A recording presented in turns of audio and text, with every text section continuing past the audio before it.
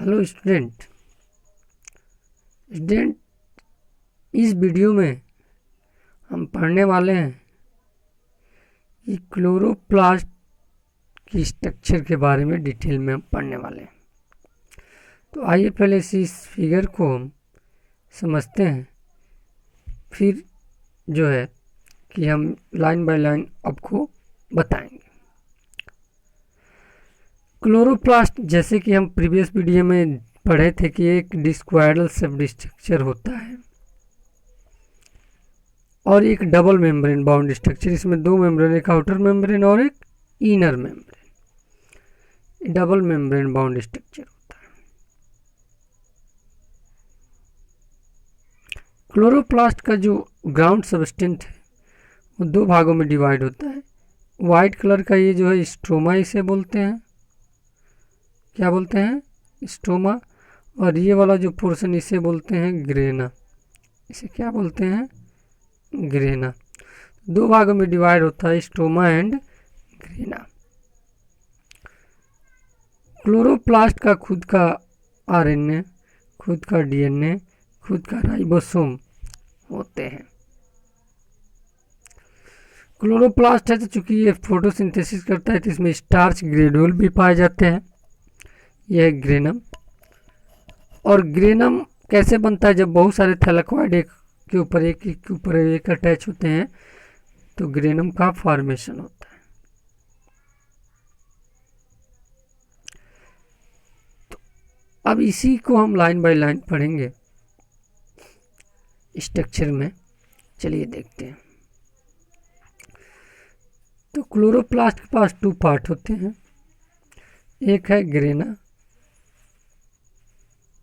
और दूसरा है स्ट्रोमा। चलिए पहले ग्रेना के बारे में जानते हैं।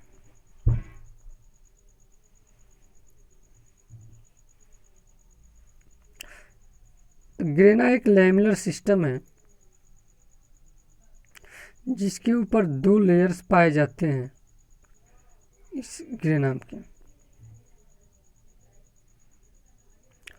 जो ग्रेना है एक लैमिनर सिस्टम है और ये एक के ऊपर एक ऐसे अटैच होता है, ऐसे ऐसे ऐसे। इसी को एक को थैलाक्वाइड बोलेंगे, एक को थैलाक्वाइड बोलते हैं और सभी को क्या बोलते हैं? ग्रेना बोलते हैं। तो एक लैमिनर सिस्टम होता है जो एक के ऊपर एक लेयरिंग करके पाया जाता है और एक स्टाक बनाता है। उसी स्टाक को हम क्या बोलते हैं? ग्रेना बोलते हैं।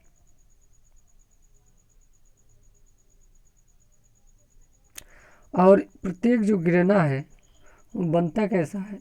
तो एक के ऊपर एक थैलाक्वाइड जब अटैच होता है, एक के ऊपर एक थैलाक्वाइड जब अटैच होता है, एक को हम क्या बोलते हैं? थैलाक्वाइड। और इस पूरे स्ट्रक्चर को हम क्या बोलते हैं? इस पूरे स्ट्रक्चर को हम बोलते हैं ग्रेना। जब एक के ऊपर एक थैलाक्वाइड अटैच होता है तब एक स्ट्रक्चर बनता है जिसे हम बोलते हैं ग्रेना। यह थैलाक्वाइड एक दूसरे के ऊपर क्या होता है? सुपर इम्पोज्ड होता है। ग्रेना का फंक्शन क्या है? तो बहुत इंपॉर्टेंट फंक्शन ये है, ग्रेना में ही लाइट रिएक्शन ऑफ फोटोसिंथेसिस होती है।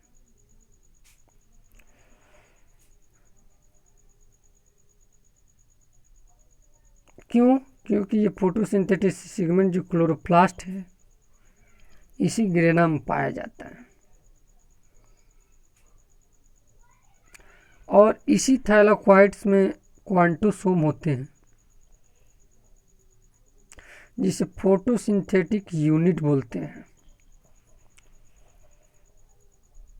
तो इसीलिए light reaction of photosynthesis he grana में होते हैं। प्रत्येक जो क्वांटोसोम है उनमें लगभग 230 क्लोरोफिल के मॉलिक्यूल्स पाए जाते हैं। चलिए अब जानते हैं स्ट्रोमा के बारे में। स्ट्रोमा क्या है? तो स्ट्रोमा जो है एक ग्रेनुलर ट्रांसपेरेंट पार्ट है ये वाला वाइट वाला जो देख रहे हैं ना, ये स्ट्रोमा है। यह है क्या? स्ट्रोमा, जिसे हम मैट्रिक्स भी कहते हैं। और इसी मैट्रिक्स में जो ग्रेना है वो एम्बेडेड होता है। देखिए ये सब, ये क्या है? ये है ग्रेना। ये वाला जो पोर्शन ये क्या है? ग्रेना।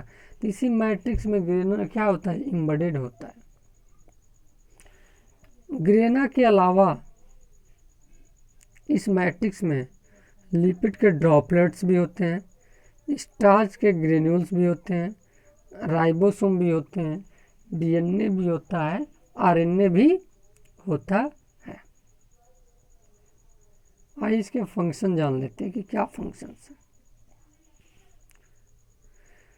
तो इसका फंक्शन यह है कि जो डार्क रिएक्शन ऑफ फोटोसिंथेसिस है